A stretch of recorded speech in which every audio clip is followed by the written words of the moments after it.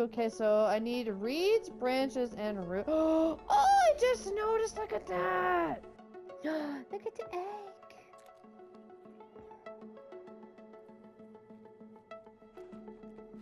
I see you.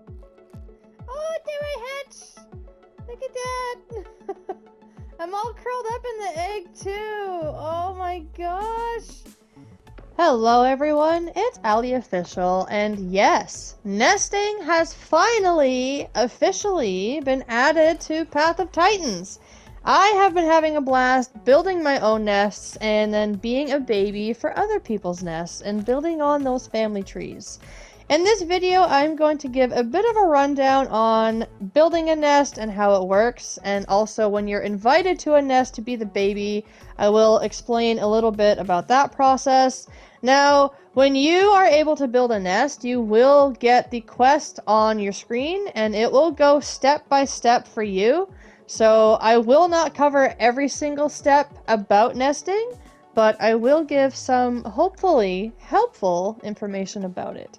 Without further ado, let's get into it. As soon as your dinosaur reaches the subadult stage, you will get a Build a Nest quest pop up on the right hand side of your screen with your other quests. It will not matter where you are in the world, it'll come up no matter what. Now, if you have no intentions of building a nest for yourself, you can go into your quest menu and then uncheck it, and then you will never see it on your screen again. Now, once you've found a spot for your nest, before you even place it, it will show you on the left side the resources your nest is going to need, and then if the bars are green and full, that means you're close to the resources it needs and that there's a lot of it. If the bar is yellow, that means you're either far from the resource it needs or there's none in the area. So choose your nesting location wisely. It is going to take time to build, and while you're building your nest, if you're in officials or servers where hunting is allowed, you can be killed in the middle of building your nest. So choose your spot wisely.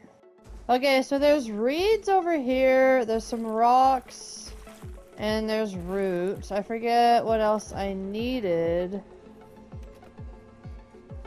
Reeds, branches, and roots, so I don't even need rocks. So we're gonna see if I can place this. Once you've placed your nest down for the first time, your Build a Nest quest on your screen is going to change a little bit. It's going to tell you step by step what you need to do, and you need to follow it in order to finish building your nest. The first step is interacting with it, and then it brings up this menu where you have to read everything. It's going to highlight areas, explain what they are, explain what they mean, and it's going to tell you step by step how to use your nest and what everything does, and all of the perks and benefits it will give you and your baby. I highly advise reading these when you have never nested before. You will get these tutorials once per dino for the very first time you put their nest down. If I were to abandon this Allosaurus's nest and build it somewhere else, I will not get this tutorial again for this specific Allosaurus. Before your nest is built, it's going to be marked on the map with that white footprint, and then when it's ready for you to actually get the items for the nest, they are going to be marked on the map in a white footprint as well. But once you've picked one of each resource and brought them to the nest, that footprint goes away. So you're going to have to find the rest of the resources for your nest by yourself as you build it. It's going to take a few minutes to do, especially depending on how close the resources are to your nest.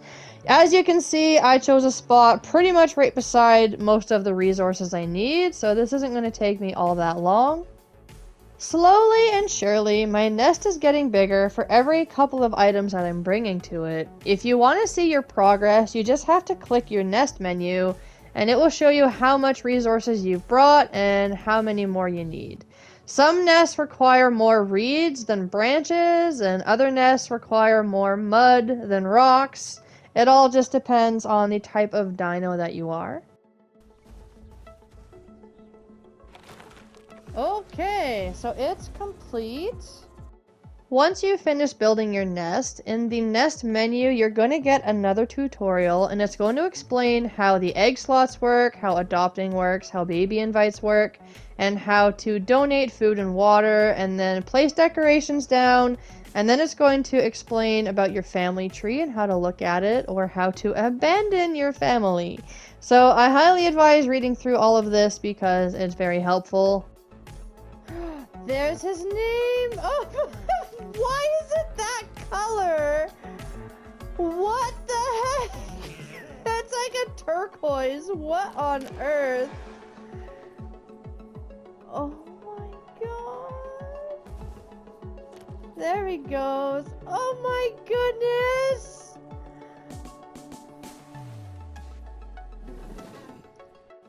A word from the wise. When you want to invite a baby to your nest, I highly advise filling it with food and water before sending out an invite, because the baby's food drops to about half for their tutorial, and my aloe was not full enough on water or food to donate them from my own stomach. But you can do that. If your dinosaur's food and water levels are full, you can donate until your levels are at half. And then you'll have to go and feed yourself again and drink before you can donate again. Juveniles and hatchlings have to eat at the nest when they are invited to it. Once they are adolescent, then they can eat critters or carrion just like you, or whatever they have their diet set to. Once you're ready to send a baby invite, it works similar to a waystone. You have to go down the list or type their name in, send the invite, and then if they accept it, their icon will appear in one of your egg slots.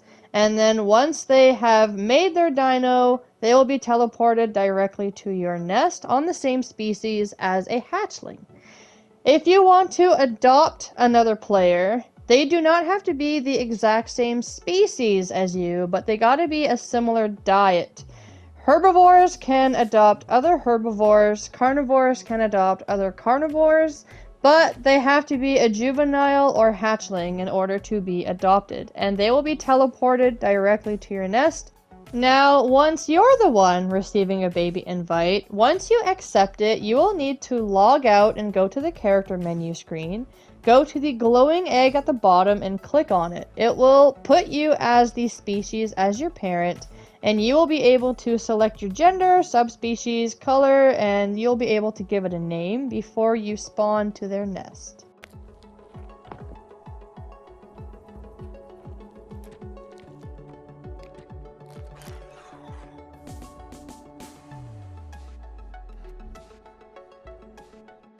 Now, since you're making a new dinosaur at a nest, instead of the old way where you go through a tutorial cave, you're going to have to go through a tutorial at the nest. You're going to have to read what's on your screen and do what it's asking you in order to get past your hatchling stage and get to the juvenile stage.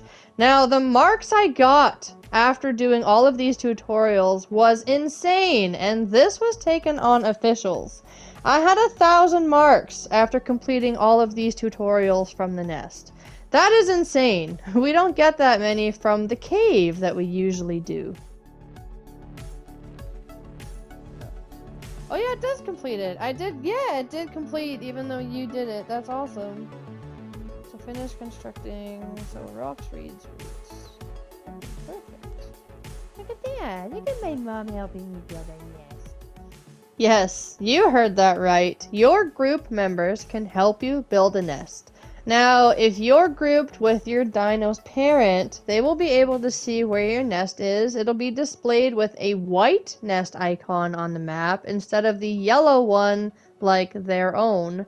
Now, when you're grouped up with other players that are obviously not your parent, they will still be able to contribute items to it, but they will not see where it's marked on the map. You'll have to show them where it is so that way they can help you out. Now, I was a Spino, and I did most of this nest building by myself, but I had some speedy friends offering to help, so who am I to say no to some helpful little chickens? Now, if you haven't noticed it yet, take a look at the top right of my screen just beside my map. When I go to put this nest down, it's not just for the realism aspect or to be cute or to build my family tree. I get marks for putting this nest down, and then I will get marks again when I finish the first part of the tutorial with the nest. Then I get more marks when the nest is actually built, and then you get marks again when you do the second half of the tutorial. I think I got over 600 marks on officials for building this thal nest. And I didn't have to go out and collect flowers or button mushrooms or anything like that. That was just from building a nest. So there is a benefit to it. Even if you never plan to invite a baby to it yourself, you can build a nest, get your marks, and then abandon it if you never want to use it. And you'll still be able to get marks for your abilities and the skins that you're trying to get. So it's definitely worth it. Now, as I've mentioned before, building your nest doesn't mean you're safe. You can be attacked in the middle of building your nest, and you can be attacked once your nest is already made and you have babies in it. So try your best to choose spots that seem a little out of the way and very well hidden, because predators and a-holes are a thing. Now, it's not 100% nesting related, but for the new time dino moms and dads out there, the AI critters have no mercy to your children.